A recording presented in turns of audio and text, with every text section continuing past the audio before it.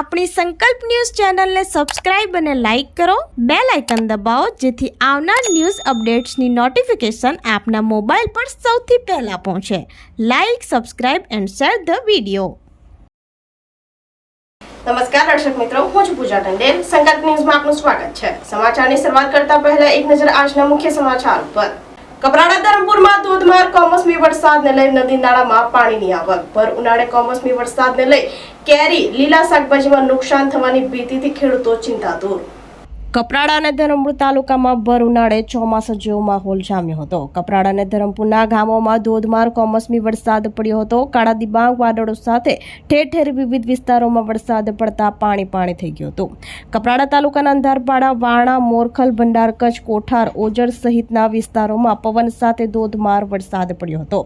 તો બીજી તરફ ધરમપુર તાલુકાના ખડકી, મધુરી, ઉલ્લાસ, પિંડી તેમજ મહારાષ્ટ્રના બોર્ડરના ગામડાઓમાં વરસાદી માહોલ જામ્યો હતો.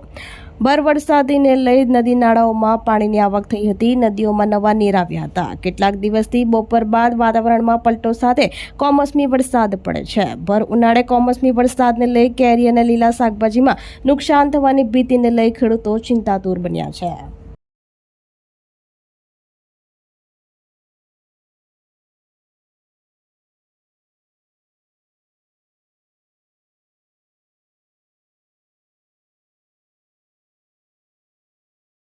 દમણમાં મોબાઈલ શોપમાં થયેલ 67,500 રોકડા, મોબાઈલ એસેસરીઝની ચોરીમાં 5 આરોપી ઝડપાયા.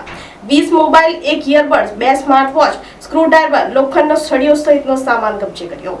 દમણના કચીગામ 4 રસ્તા નજીક શિવ કોમ્પ્લેક્સ એસએસ ટેલિકોમ ખાતે થયેલ ચોરીમાં 5 આરોપીઓની ધરપકડ કરી છે. 7 મેના રોજ થયેલી આ ચોરીમાં તસ્કરો 2.10 લાખની મત્તાની ચોરી કરી ગયા હતા.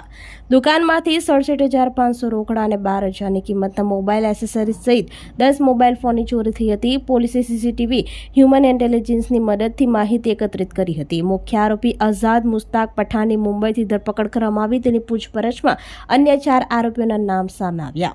આ ચારેયને મુંબઈ અને વાપી વિસ્તારમાંથી પકડી લેવામાં આવ્યા છે. આરોપીઓ પાસેથી 20 mobile, 1 earbud, 2 smart watch, 1 screwdriver અને 1 લોખંડનો સળિયો જપ્ત કરવામાં આવ્યો છે. પકડાયેલ અન્ય આરોપીઓમાં દિવાનસિંહ ઉર્ફે રાહુલ ઓમપ્રકાશ ઠોમર, રાજપતિ સંતરામ પાલ, શંકર રામદયાલ મૌર્ય અને શિવમ અશોક પાંડેનો સમાવેશ થાય છે. આરોપીએ ગુજરાત, મહારાષ્ટ્ર, દાદરાનગર હવેલી અને દમણમાં અનેક સ્થળોએ ચોરી કરી હોવાની કબૂલાત કરી છે. તમામ આરોપીઓ ગુનાહિત ઇતિહાસ ધરાવે છે. જેએમએફસીએ તેમને 3 દિવસના પોલીસ રિમાન્ડ પર સોંપ્યા છે.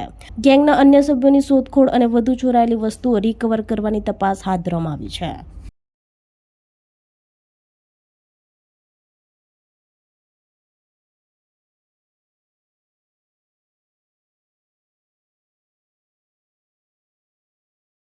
વાપી મહાનગરપાલિકા દ્વારા પ્રી મોન્સૂનની કામગીરીમાં વરસાદી પાણીના નિકાલ માટે નાળાઓ, ડ્રેનેજની સફાઈ હાથ ધરાઈ.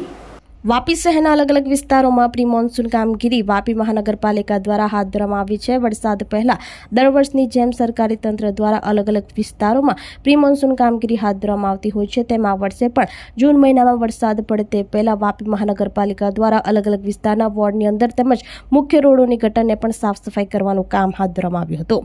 કુદરતી નાળાઓ, વરસાદી પાણીની નિકાલની લાઇન, ડ્રેનેજની સફાઈ જેસીબી વડે હાથ ધરવામાં આવી હતી. બંને રેલવે અંડરપાસમાં વરસાદી પાણીના નિકાલ માટે મોટર મૂકવામાં આવશે.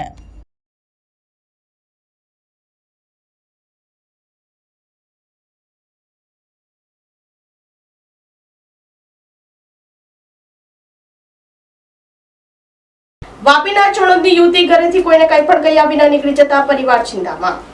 વાપીના ચણોદ ખાતે વિનર સ્કૂલની પાછળ સંત કબીરનગરમાં રહેતી 28 વર્ષીય અંકિતા અરુણ તિવારી ગત 4 મેના રોજ સવારે પોતાના ઘરેથી કોઈને કંઈ પણ કહ્યા વિના ક્યાંક નીકળી ગઈ હતી. જેની શોધખોળ કરવા છતાંય કોઈ ભાળ મળી ન હતી. જેથી પરિવારે વાપીના ડુંગરા પોલીસ મથકે ગુમ થયાની ફરિયાદ નોંધાવી હતી. જે કોઈ વ્યક્તિને આ યુવતીની ભાળ મળે તો પોલીસ મથકે સંપર્ક કરવા જણાવ્યું હતું. વધુ તપાસ પોલીસે હાથ ધરી છે.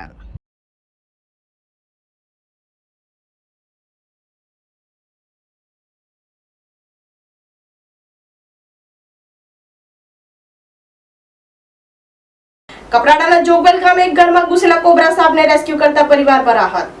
કપરાણા તાલુકાના જોગવેલ ગામના આસલોણ ફળિયામાં રહેતા કેયુરભાઈ છોટુભાઈ ભગરિયાના ઘરમાં કોબરા સાપ દેખાતા ઘરમાં ભયનો માહોલ સર્જાયો હતો. ઘટનાની જાણ વાઇલ્ડ લાઇફ વેલફેર ફાઉન્ડેશન નવસારીને કરવામાં આવી હતી.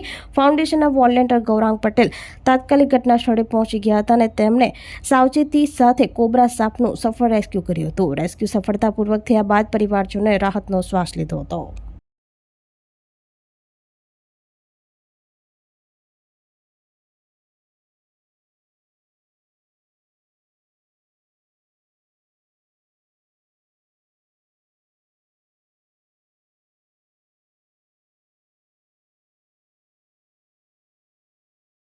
તો આ તાજા સમાચારો નવા સમાચારો સાથે કાલે ફરી મળીશું. નમસ્કાર. આપણી સંકલ્પ ન્યૂઝ ચેનલને સબસ્ક્રાઇબ અને લાઇક કરો. બેલ આઇકન દબાવો જેથી આવનાર ન્યૂઝ અપડેટ્સની નોટિફિકેશન આપના મોબાઈલ પર સૌથી પહેલા પહોંચે. Like, subscribe and share the video.